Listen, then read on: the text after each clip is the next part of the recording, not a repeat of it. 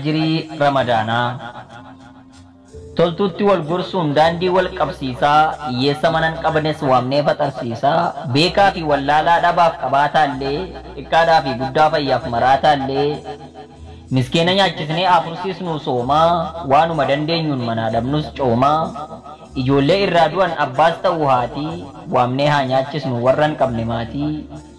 Dirqama rabbiiti daandii nabii keenyaa, miskiina gargaaruun isa ollaa keenyaa, keerii nuuf laaffisee nu haa hojjechiisu, ajrii ji'a kanaa nu haa argachiisu.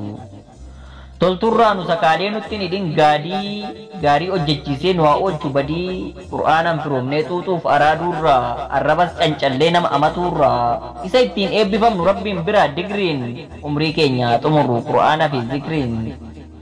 Qur'aanni faarfamaa kalaama rabbiiti, qoricha waan hundaa saafunaa qalbiiti, abdii sitti horuun nama jajjabeessa, miira keessaa fuudhee nama tasgabbeessa, amileessiif ta'ee qalbii si si'eessa, azaaba si lagee jannata si geessa.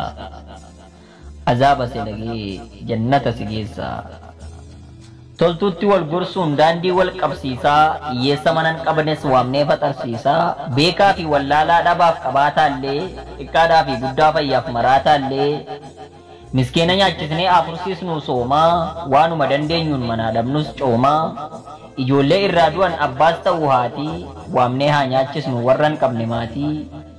Dirqama rabbiiti daandii nabii keenyaa, miskiina gargaaruun isa ollaa keenyaa, keerii nuuf laaffisee nu haa hojjechiisu, ajrii ji'a kanaa nu haa argachiisu.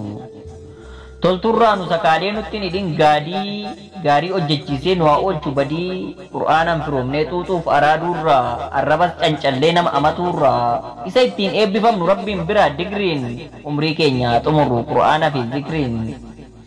Qur'aanni faarfamaa kalaama rabbiiti, qoricha waan hundaa saafunaa qalbiiti, abdii sitti horuun nama jajjabeessa, miira keessaa fuudhee nama tasgabbeessa, amileessiif ta'ee qalbii si si'eessa, azaaba si lagee jannata si geessa. Azaaba si lagee jannata si geessa.